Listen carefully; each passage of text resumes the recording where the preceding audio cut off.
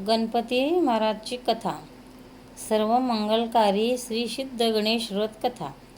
एक बार शौनिक आदि 28,000 ऋषियों ने शास्त्रवेत्ता सूत जी से पूछा कि हे सूत जी महाराज, अभी कार्यों की निर्विघ्न समाप्ति किस प्रकार हो, धनोपार्जन में कैसे सफलता मिल सकती है और मनुष्य की पुत्र सौभाग्य एवं संपत्ति की वृद्धि किस प्रकार हो सकती है, पति पत्नी में कलह भाव से बचाव, भाई भाई में परस्पर वैमनस्य से अलगाव तथा उदासीनता से अनुकूलता कैसे मिल सकती है, विद्योपार्जन, वाणिज्य, व्यापार, खुशी, कर्म एवं शास्त्रों को अपने शत्रु पर विजय प्राप्त करने में कैसे सफलता मिल सकती है, किस देवता के पूजन से मनुष्यों को अनिष्ट की प्राप्ति हो सकती है।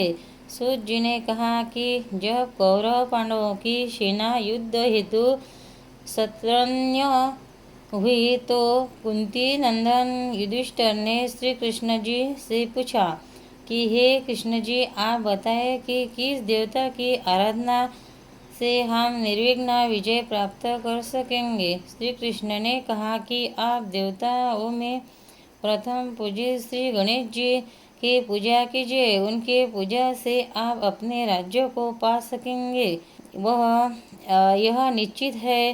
तब युधिष्ठिर ने पूछा कि श्री कृष्ण ने उन्हें सर्वमंगलकारी श्री सिद्ध गणेश व्रत की संपूर्ण विधि विधान बताया एवं कहा कि त्रिपुरासुर को मारने के लिए त्रिशूलधारी महादेव जी ने वज्रासुर का विनाश करने के लिए इंद्र ने अपने पति गौतम मुनि की प्राप्ति करने के लिए अहिल्या ने नल की प्राप्ति करने के लिए दमयंती ने सीता जी की पुनः प्राप्ति के लिए रघुनाथ जी ने सीता जी के दर्शनों के लिए हनुमान जी ने गंगा जी को लाने के लिए भगीरथ ने समुद्र से अमृत निकालने के लिए देवता तथा दैत्यों ने भी पहले सिद्ध गणेश की ही आराधना की थी और अपने कार्यों में सफलता प्राप्त हुई थी।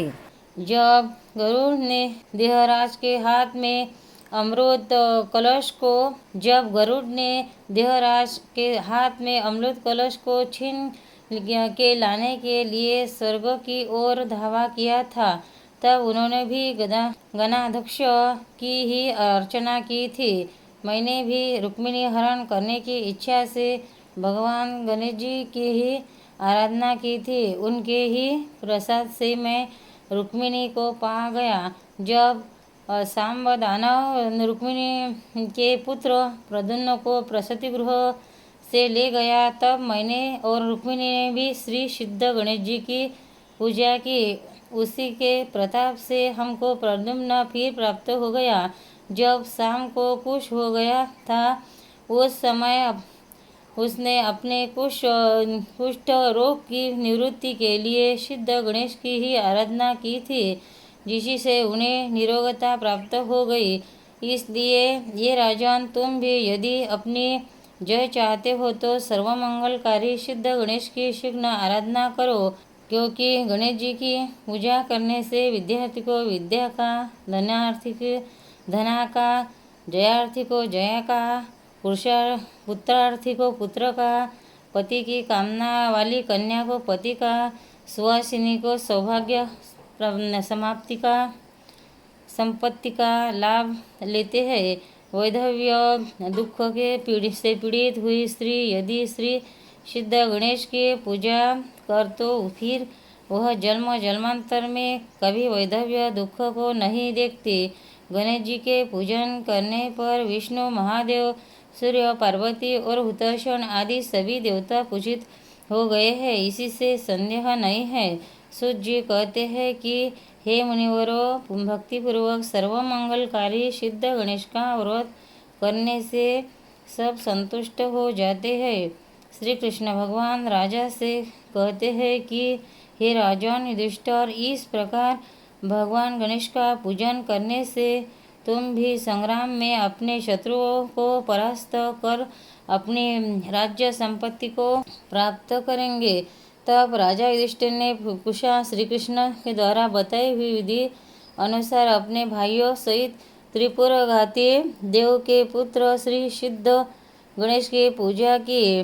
संग्राम में शत्रुओं को मार अपना राज्य प्राप्त कर लिया। सूत जी शौनकादि ऋषियों से कहते हैं कि जो मंद प्रारब्ध भी हो पर सिद्धदाता गणेश का पूजन करे तो उस मंदभागी के मन के विचार सब कार्य सिद्ध होते हैं। इस पवित्र व्याख्यान को जो समाहित चित्त से सुनता है अथवा सुनाता है उसी से सभी कार्य श्री सिद्ध गणेश की प्रसन्नता से आवश्यक सिद्ध होते हैं। इति श्री सिद्ध गणेश व्रत संपूर्ण। गणपति महाराज की जय। श्री सिद्ध गणेश व्रत संपूर्ण। सर्वमंगलकारी कथा।